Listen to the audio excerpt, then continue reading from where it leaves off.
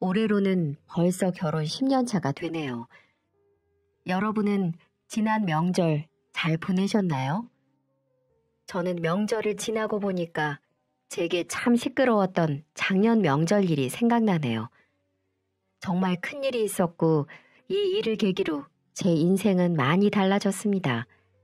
오늘 제 사연 한번 들어보시겠어요? 제가 인생이 힘들고 누군가 말도 안 되는 화나는 일을 내게 할 때면 찾는 명언이 하나 있는데요. 참지 말아라. 그러다 마음에 병된다. 아니 된다 생각되면 즉시 마음 돌려라. 저에게는 참 와닿는 말이더라고요. 많은 우리나라 사람들이 배려라는 이름 아래에서 참고 살기만 하잖아요. 저는 유난히도 어려운 삶을 살아서인지 누가 저를 건드릴 때마다 그래, 참으면 병된다. 아니다 싶으면 마음 돌리자. 이 생각을 해요. 지금 생각해보면 이 말이 작년 이맘때의 저를 살린 거다 싶기도 하네요. 제 얘기를 들으면 왜 제가 이런 말을 하는지 다들 알게 되실 거예요. 저는 어린 시절 늘 손버릇이 나쁜 아버지 밑에서 자랐습니다. 가부장적인 성격으로 무장하고 늘 입꼬리를 쭉 내린 채로 인상을 쓰며 입버릇처럼 어딜 여자가 라는 말을 달고 살곤 했죠.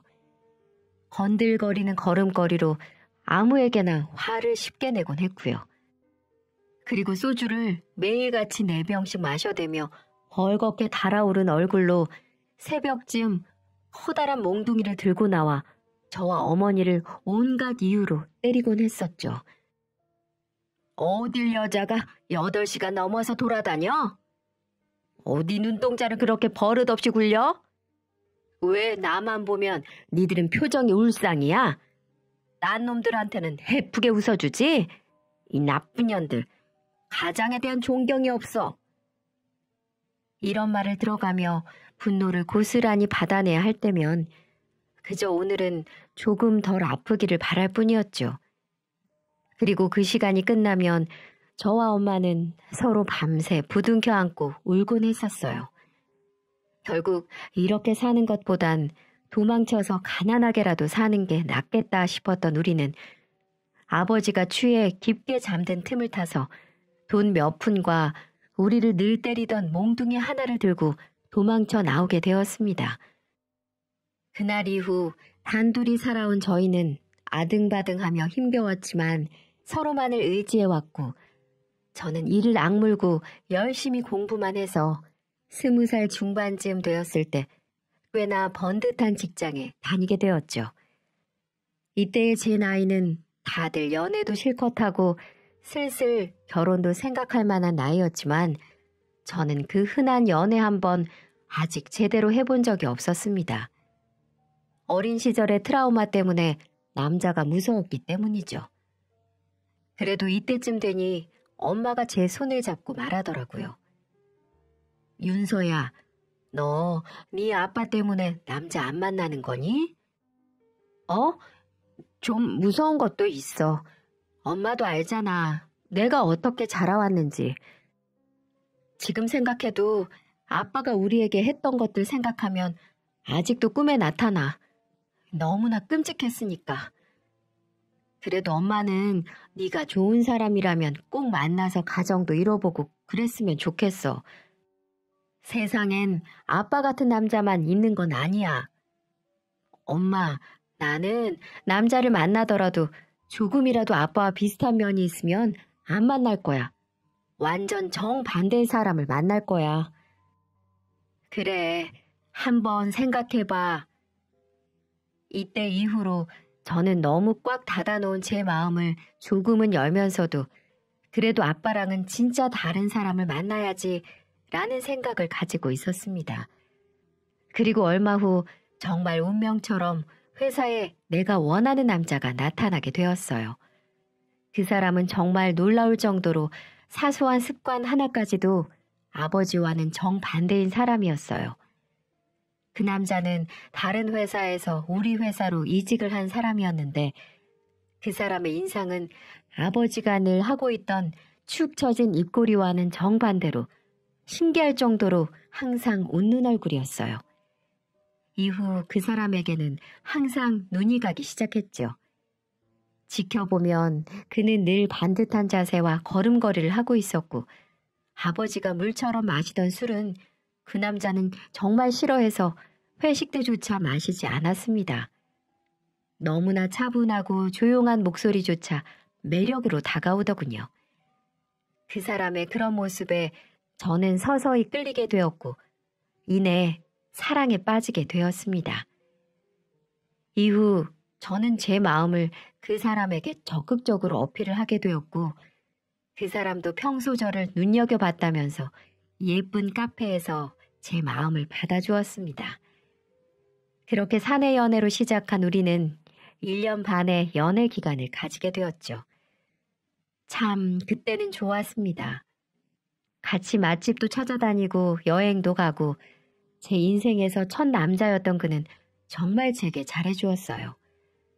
어린 시절 아버지라는 사람 때문에 힘든 과거를 털어놓았을 때도 언제나 제 편이 되어주며 저를 꼭 안아주던 마음 따뜻한 사람이었습니다. 그리고 어느 날 제게 반지를 주며 프로포즈를 하더군요. 있잖아. 당신이 아버지라는 사람에게 얼마나 아픈 상처를 가졌는지 알아. 그래서 나는 당신에게 좋은 남편, 다정한 남편, 우리에게 아기가 생긴다면 좋은 아빠로 남고 싶어. 당신의 상처를 다 덮을 만큼 더 행복한 기억을 만들어주는 당신의 울타리가 되게 해줘. 나랑 결혼해줘. 이 말에 감동한 저는 한 번의 망설임도 없이 그의 청혼을 받아주게 되었죠. 이런 남자라면 제 인생을 걸어봐도 되겠구나 라는 생각을 했고 평생 행복할 것만 같았습니다.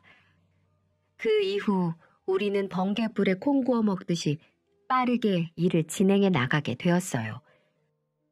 먼저 양가 부모님께 결혼 허락을 받으러 다녔고 상견례, 신혼집, 혼수, 결혼식 순으로 일을 착착 진행해 나갔습니다.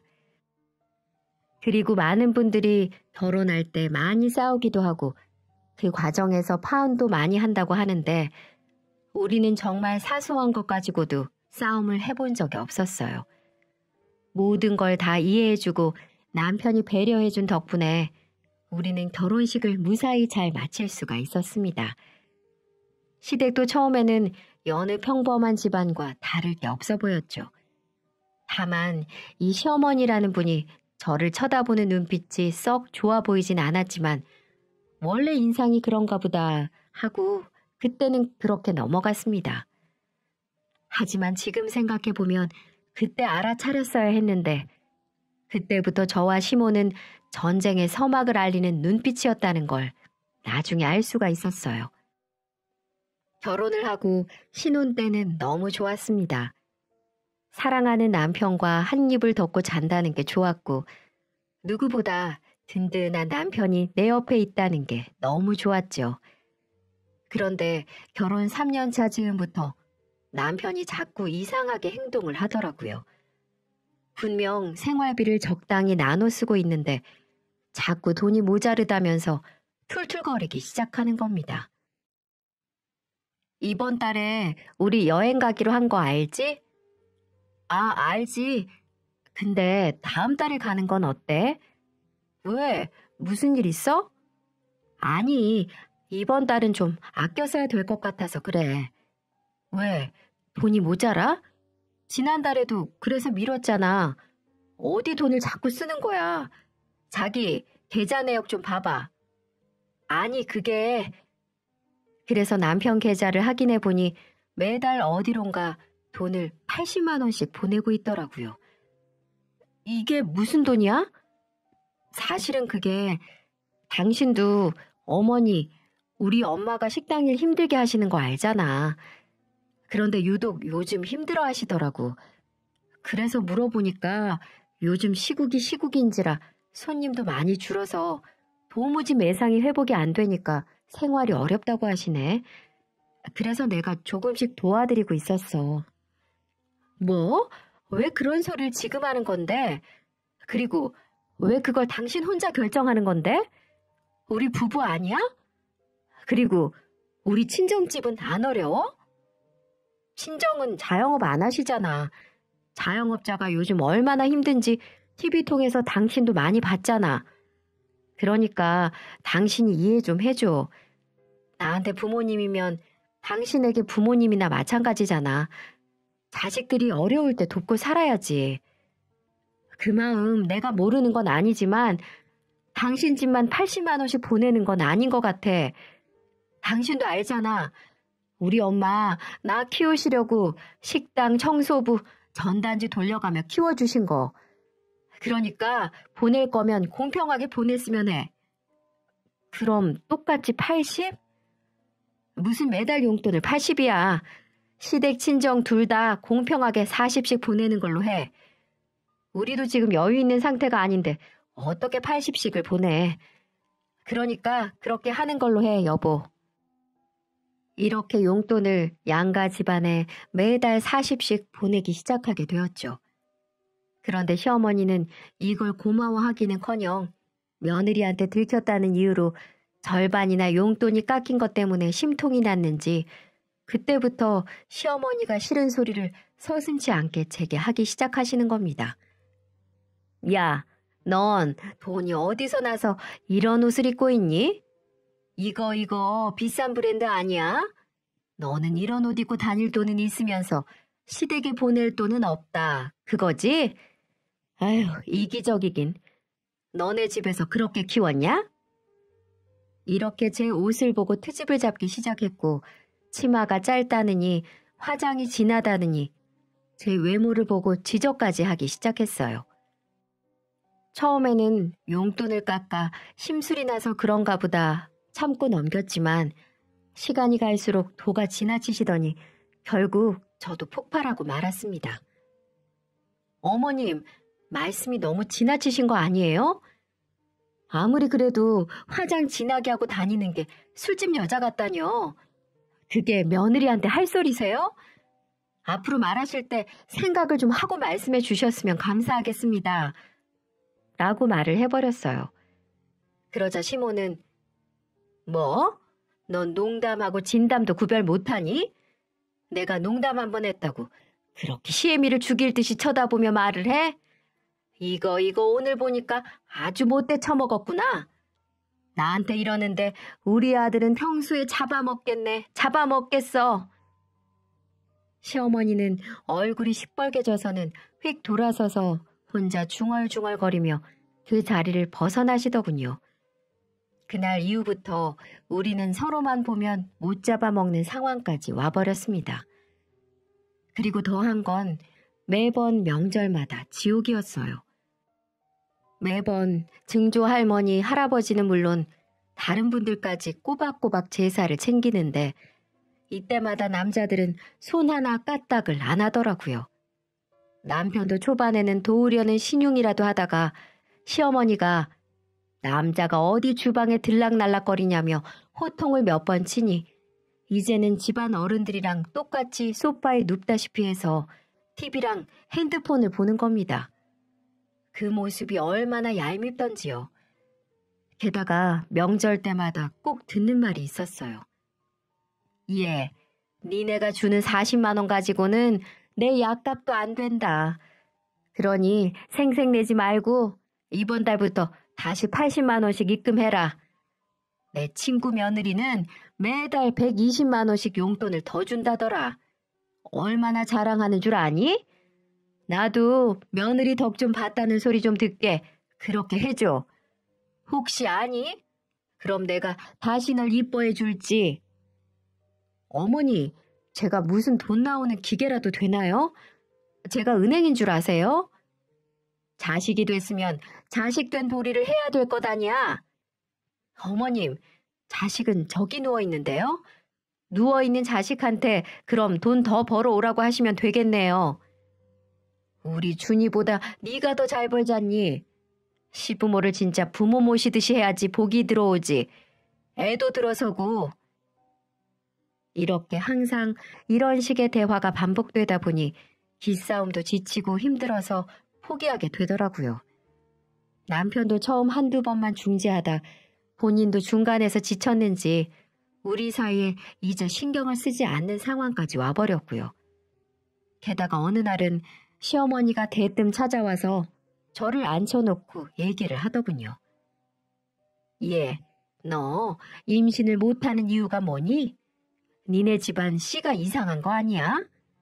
어머니, 말이 또 지나치시네요. 아무리 노력해도 안 되는 걸 어떡해요. 그럼 어디 가서 입양이라도 할까요? 하여튼 건방져서는 말 한마디를 안 줘요. 아무래도 안 되겠다. 돈 1,000만 원만 구해놔라. 내가 용하다는 무당을 아는데 그 사람한테 맡겨서 구판이라도 벌리면 없는 애도 생긴다고 하더라. 우리 아들이 3대 독자인데 너 때문에 우리 집안 대가 끊기게 생겼는데 이렇게라도 해야지 안 되겠다. 어이가 없는 말에 기가 차서 말문이 막히더라고요. 예? 아니 뭐하러 1,000만 원씩 줘가면서 구판을 벌여요?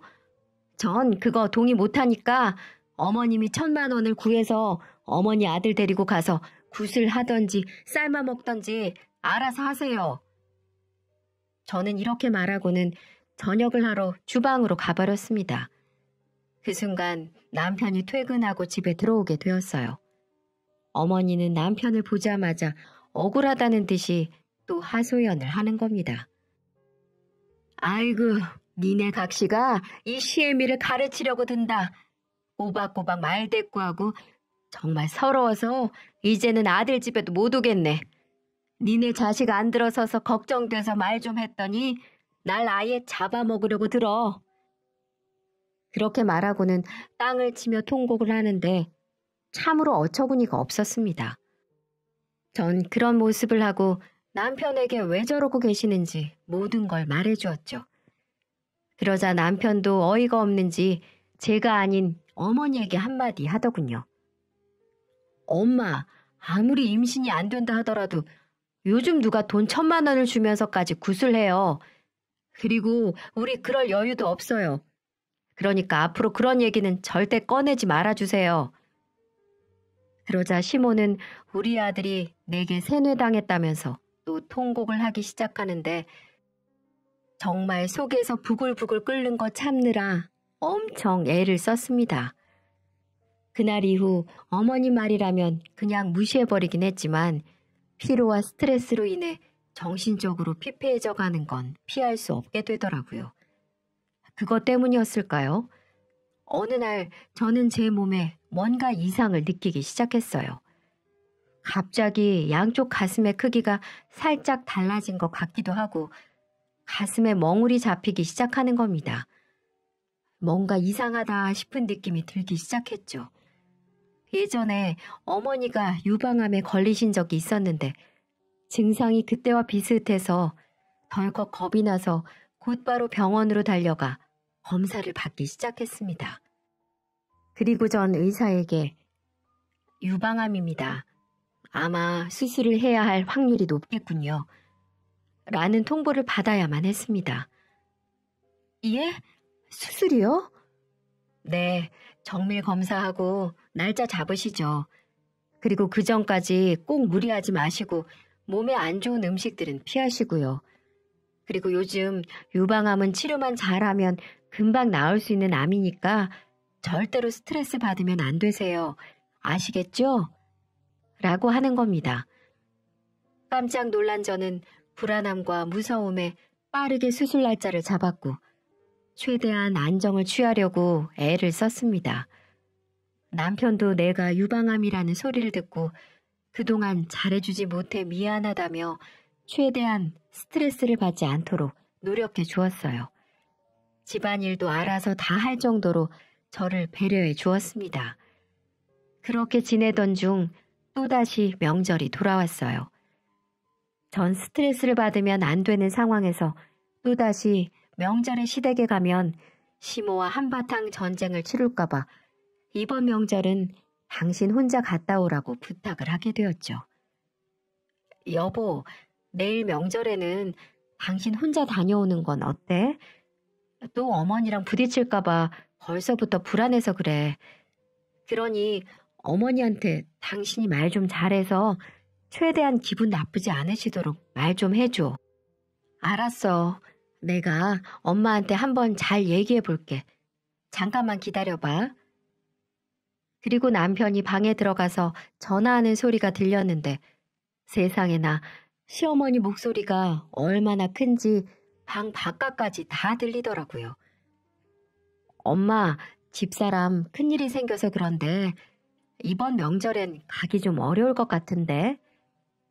아니, 무슨 큰일이 있다고 명절에 안 올 정도야? 뭐 다리가 부러지기라도 했대니? 그건 아닌데 유방암에 걸렸어. 수술해야 된대. 그전까지 스트레스 받는 일 피해야 되고. 너네가 명절에 안 오면 제사는 어떡할 건데? 그리고 뭐 유방암? 그거 그냥 가슴 잘라내면 되는 거지. 뭐 그리 힘들다고 그래. 내가 스트레스 준다 이거니? 그리고 너 그거 아니? 네?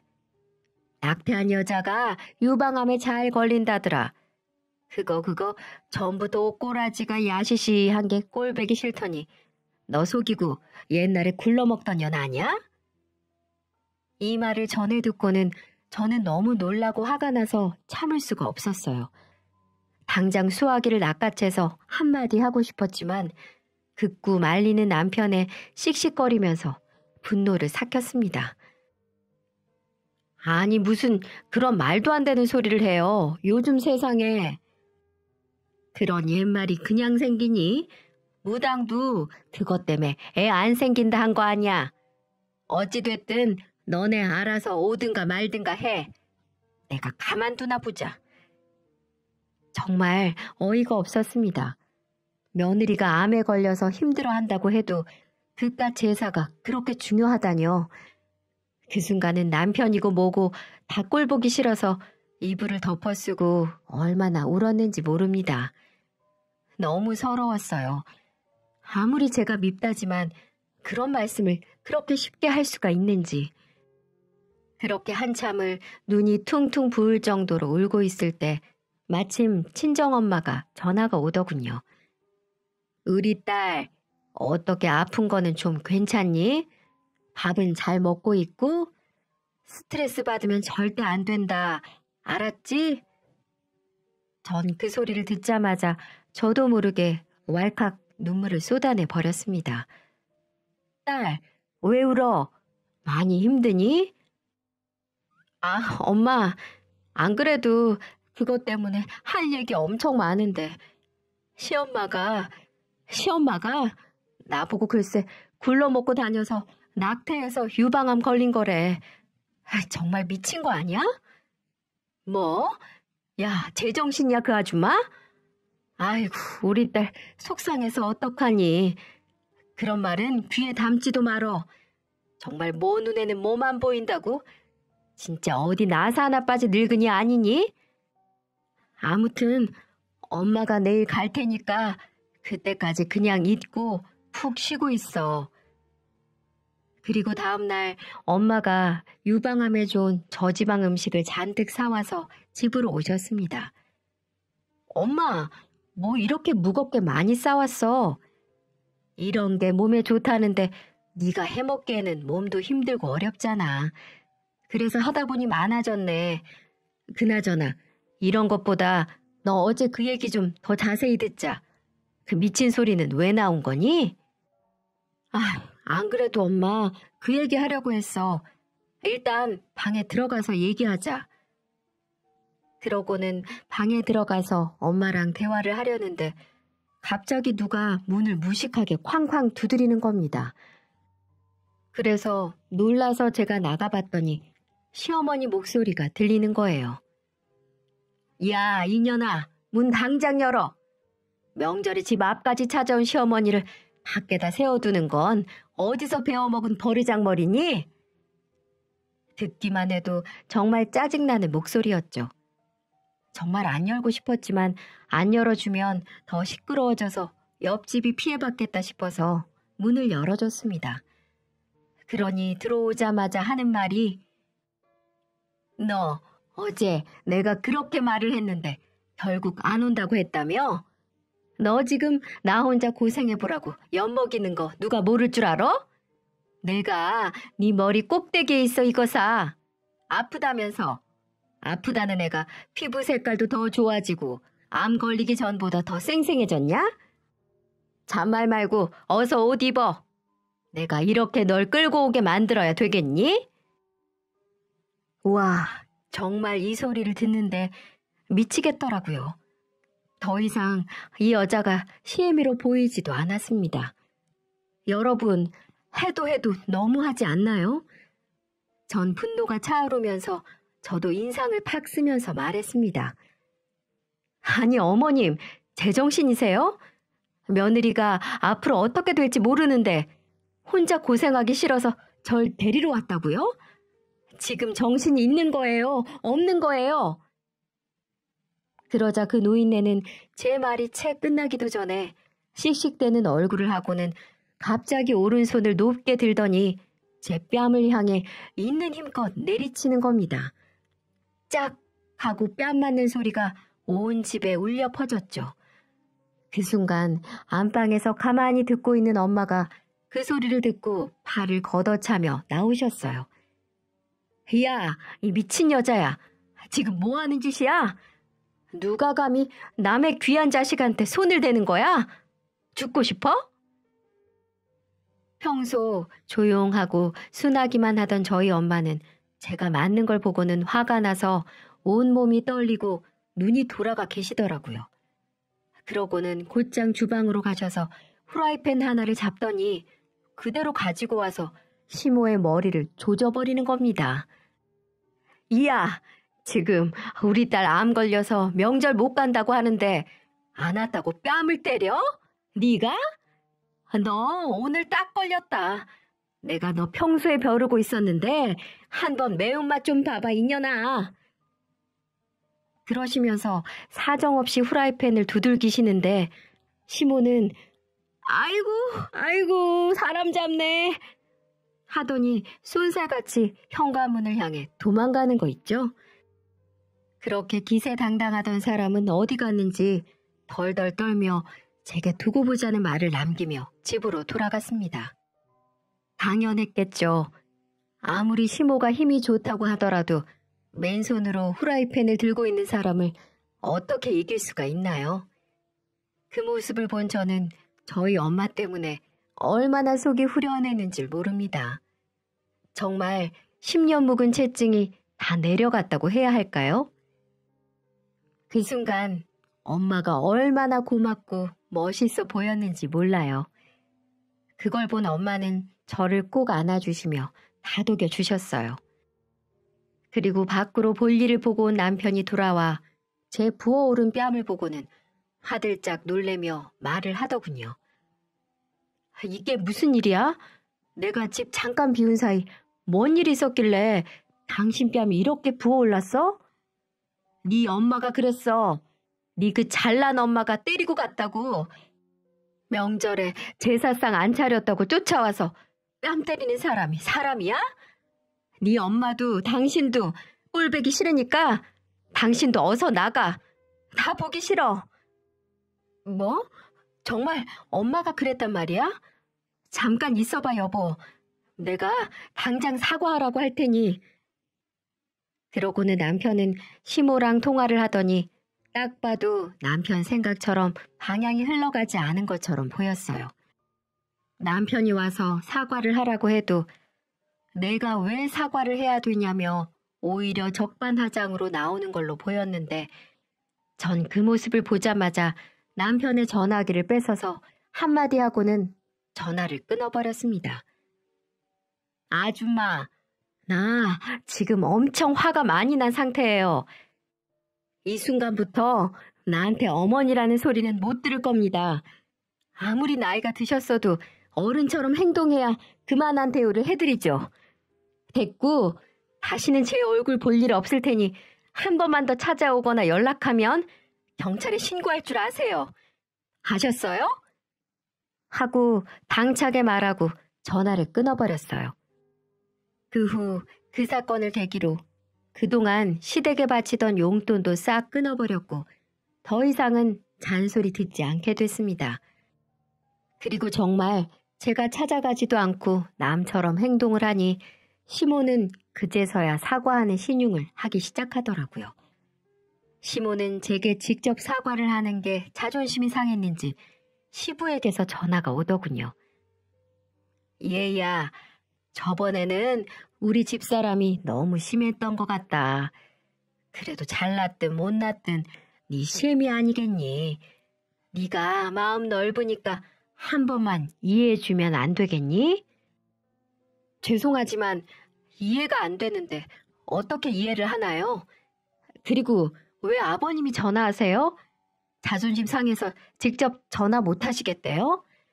본인이 일을 다 저질러 놓고 뒤에서 쥐새끼처럼 뿡뿡 숨어서 아버님한테 시킨 건 정말 할 짓이 아니라고 보는데요. 그랬더니 수화기 너머로 어머니 목소리가 들리더라고요. 됐어. 더러워서 용돈 안 받고 말지. 무슨 사과를 해? 난 잘못한 거 없어. 사과는 그년이 와서 하라 그래. 싹싹 빌어도 모자랄 판에. 참 역시나는 역시나였습니다. 사람 천성이 어디 변할 수가 있나요? 그 말을 듣고 속으로 코웃음이 나더라고요. 그리고 그 일이 있고 몇 달 후 지나가다 보니 시어머니가 운영하던 그 식당이 문을 닫았더라고요. 남편에게 물어보니 어머님이 운영하던 식당은 대출이며 있는 돈 없는 돈 다 끌어쓰다가 결국은 망하게 됐다고 했습니다. 하루 매출이 5만 원도 안 되는데 식당을 운영하는 건 더 이상 불가능한 걸로 보였어요. 그러다 시모에게 더더욱 큰 불행이 들어닥치기 시작했어요. 바로 시아버지가 자전거 타시다가 교통사고를 당하시고 만 거였어요. 시부는 건강을 끔찍이 생각하신 분이셔서 아침마다 자전거로 운동 삼아 산책을 하곤 했었는데 세상에 무단횡단을 하시다가 택시와 부딪히는 바람에 한동안 병원 신세를 져야만 했고 퇴원을 하셔도 예전처럼 건강이 돌아오지는 못하셨어요. 그래서 시댁은 초토화되고 말았습니다. 온전히 그런 시부를 간병하고 보살펴주는 사람은 단 한 사람, 시모밖에 없었거든요. 그렇게 혼자 일주일 정도를 보살피다 힘이 들었는지 제게 전화가 오는 겁니다. 그때 저는 다행히도 유방암 수술이 잘 되어서 일상생활하는데 지장이 없을 정도로 나름 건강한 상태였습니다. 있잖아, 아가. 내가 많이 생각해봤는데 그때는 내가 진짜 심했던 것 같다. 이렇게 진심으로 사과할 테니까 좀 용서해 줄 수 없겠니? 갑작스러운 태도 변화에 의아했던 저는 말했죠. 네? 무슨 소리세요? 갑자기 이렇게 사과를 하시게요? 그랬더니 본색이 나오더라고요. 그때는 내가 암이 이렇게 무서운 병인지 모르고 있었잖니. 근데 이번엔 이 시애비 옆에서 보살피려고 하니 여간 힘든 게 아니다. 너도 알잖니. 내가 늙어 빠져서 무슨 힘이 있겠어. 그러니까 이제 내가 진심으로 용서를 구할 테니 자식 노릇 좀 하면 안 되겠니? 라고 말을 하며 제게 꼬리를 내리기 시작하는 겁니다. 혼자서 시부 병수발 들다 힘이 들긴 들었나 보더라고요. 시부는 나이가 있어서 그런지 몸이 쉽게 회복하지 못한 걸로 보였는데 누워있으면서 모든 걸 시모한테 명령조로 시키는 걸로 보였어요. 가서 물 좀 가지고 와. 배고파. 밥 좀 차려. 리모컨 가지고 와. 나 목욕 좀 시켜줘. 나 화장실. 오줌 마려워. 아유, 똥 마려워. 이렇게 시부는 손가락 까딱 않고 모든 걸 시모에게 의지를 했나 보더라고요. 그러다 시모가 이러다가는 시부 병수발하다 죽을 것 같아 제게 연락을 했던 겁니다. 그 모습을 안 봐도 상상을 하니 안쓰럽게도 느껴지고 얼마나 웃겼는지 몰라요. 그때 당시에는 남편도 제 눈치를 보며 시댁의 모든 지원을 끊은 상태였기 때문에 저만 오케이 하면 되는 상황이었어요. 하지만 전 시모의 부탁을 거절했습니다. 지금의 상황으로는 자신의 몸과 마음이 힘들어지니 궁여지책으로 시모는 조금이라도 우리에게 책임을 전가하려고 머리를 쓰고 있는 게 분명해 보였거든요. 제가 여기서 시모의 부탁을 받아들인다면 분명 그분은 그걸 이용해서 제게 더 많은 걸 요구할 게 뻔했습니다. 그래서 죄송하지만 그건 힘들 것 같네요. 저 암 걸렸을 때 어떻게 행동하셨나요? 전 저희 엄마한테 교육을 받을 때 자기가 한 행동에 대해서 책임을 지라고 배웠는데요. 어머님이 저한테 했던 행동들이 있으니 저한테 이런 부탁을 한다는 게 정말 뻔뻔한 행동이라고 생각하지 않으세요? 그 부탁 들어줄 수 없으니 이만 끊겠습니다. 라고 매몰차게 말을 해버렸습니다. 그러자 사람이 돌변해서는 제가 전화를 다시 안 받으니 육두문자를 써가며 사람을 괴롭히기 시작하는데 정말 진절머리가 나더군요. 그래서 전 그날 퇴근한 남편을 불러 세워 단단히 말을 했습니다. 당신 이것 봐봐. 이거 당신 엄마가 내게 육두문자 써가며 보낸 메시지들이야. 이게 사람이야? 그리고 본인 남편은 본인이 아내니까 책임져야 되는 거 아니야? 정 힘드시면 간병인을 쓰시든가. 아, 돈이 없으시겠구나. 암튼 난 몰라. 당신한테 정확히 말하는데 한 푼이라도 시댁에 돈 도와주면 당신하고 당장 이혼할 줄 알아. 나 암 재발하면 당신이 책임질 거야? 그게 아니라면 마음 약해지지 말고 선택 잘해야 될 거야. 그렇게 말을 했더니 남편은 제가 보여준 문자를 보더니 얼굴이 불그락푸르락해져서는 곧바로 시댁에 전화를 걸더군요. 어머니, 제가 말씀드렸죠. 더 이상 며느리 괴롭히지 마시라고. 욕도 하지 말고 아무것도 하지 말라고 말씀드렸잖아요. 더 이상은 안 되겠어요. 이제 더는 연락도 하지 말고 도움받을 생각도 하지 마세요. 아버지 그렇게 되셔서 이 사람한테 말해서 좋은 요양병원에라도 모실 생각이었는데 또 어머님이 망쳐버리셨네요. 저도 너무 힘이 듭니다. 저 어머니 그 고집 고칠 때까진 저도 어머님 볼 생각 없으니까 연락하지 마세요. 연락 다 차단하겠습니다. 아시겠어요? 라고 말을 하며 정말 그 이후 남편도 시댁과 완전 연을 끊어버렸어요. 아들마저 매정하게 나오자 시어머니는 몇 번을 집으로 찾아와 현관문을 두들겼지만 저희는 문을 열어주지 않았어요. 분명 열어주면 저와 한바탕 할 게 뻔했거든요. 남편은 그런 모습들이 힘이 드는지 혼자서 소주를 들이키며 힘들어하긴 했지만 정말 이번에는 어머니의 성격을 고치고 싶어서인지 단단하게 마음을 먹더군요. 그리고 그 후 정말 모든 게 변했습니다. 3년이 지난 지금 저와 시모는 모든 게 역전되었어요. 어떻게 역전됐냐고요?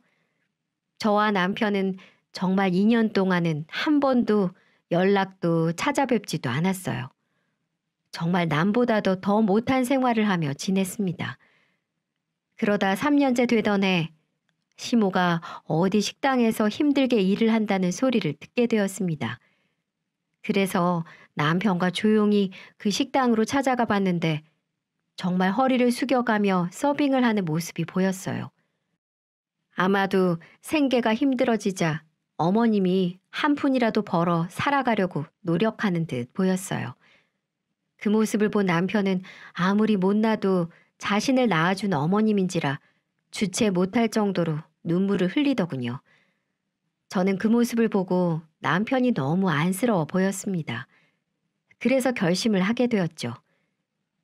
그래, 지금 시간도 흘렀고 저렇게 밑바닥부터 다시 시작하는 모습을 보니 그동안 많이 힘드셨겠구나 라는 생각을 하고 그 다음날 전화를 드려 시댁에 찾아뵙게 되었습니다. 어머니는 저와 남편을 보자마자 정말 이상가족 상봉하듯 부둥켜 안고 울었습니다.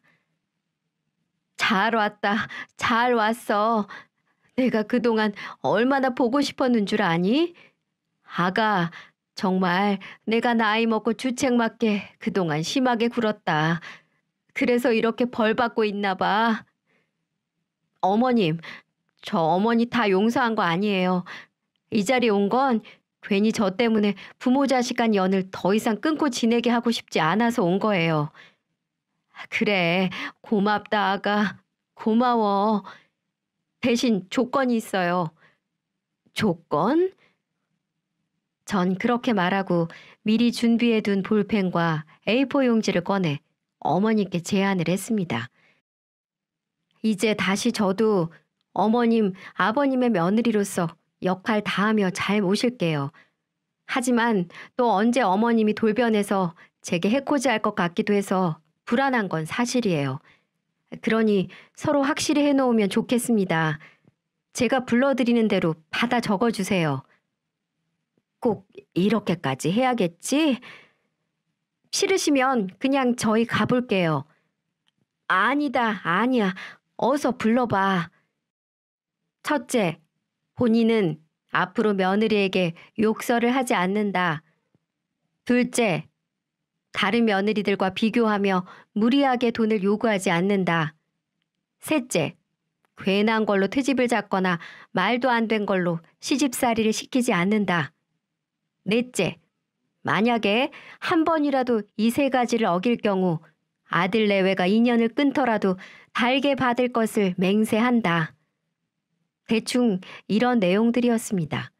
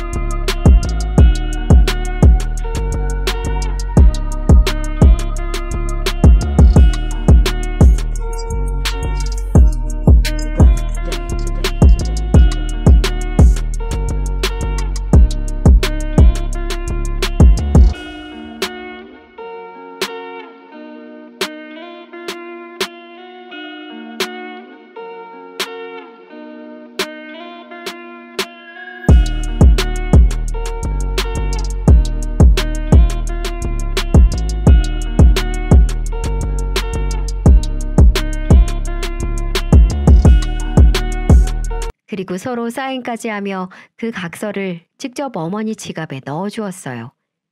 항상 그 각서를 생각하며 행동을 하시라고 넣어준 거였습니다. 그 뒤로 어떻게 되냐고요? 정말 지금은 어머님과 제가 언제 싸웠나 싶을 정도로 잘 지내고 있어요. 같이 팔짱을 끼며 쇼핑도 하고 있고요. 그리고 어머니는 저희가 용돈을 많이 드린다고 해도 마다하시며 본인이 직접 벌 수 있을 때까지는 일을 하겠다며 지금도 식당에 나가 일을 하고 계십니다. 저희에게 부담을 주기 싫다면서 말이죠. 그리고 더 이상 제게 욕설을 안 하시고 몸에 좋은 것들도 챙겨주시곤 한답니다. 너무 달라지지 않으셨나요? 어머니가 그러시더군요. 저희와 연락을 안 한 2년 동안 너무 외롭고 힘들었다고요. 정말 죽을 때까지 우리를 못 볼까봐 두렵기까지 했다고 했습니다. 그래서 본인부터 생각을 바꿔보자고 마음을 먹고 식당을 나가게 되었다고 했어요. 그 소리를 듣는데 얼마나 고마웠는지 모릅니다. 또 하나의 변화가 있다면 더 이상 명절에 제사를 지내지 않는다는 거였습니다. 남편이 이제 제사는 없애고 명절 때만큼은 가족들끼리 좋은 시간을 갖자고 제안을 했거든요. 몸이 많이 좋아지신 시부도 한번 죽을 고비를 넘겨서인지 가족보다 소중한 사람이 없다면서 죽은 사람보다 산 사람한테 잘하는 게 맞는 것 같다며 과감하게 제사를 없애주었습니다. 덕분에 이번 설 명절에는 제사 없이 얼마나 행복한 시간을 보냈는지 모릅니다. 그렇게 우리는 여느 가정처럼 잘 지내고 있어요. 저도 이번 일을 겪으며 가족의 소중함을 다시 한번 느낄 수가 있었고요. 그래서 지금은 시댁은 물론 친정에도 자주 연락을 드려 며느리이자 딸로서 역할을 다하려고 노력하고 있고요. 여러분들 제 사연 어떠셨나요? 여러분들은 미련하게 왜 용서를 해줘? 라고 말을 하시는 분들도 있겠지만 저는 우리 어머님 한번 믿어보려고요. 이 세상에서 가장 아름다운 말이 믿음, 소망, 사랑 아니겠어요? 여러분도 시댁과 갈등이 있으시다면 현명하게 잘 대처해 나가시기를 바랍니다. 마음의 병이 사라질 거예요. 아무쪼록 모두들 저보다 더 건강하고 행복한 날들 되시기를 바랄게요. 긴 이야기 들어주셔서 감사합니다.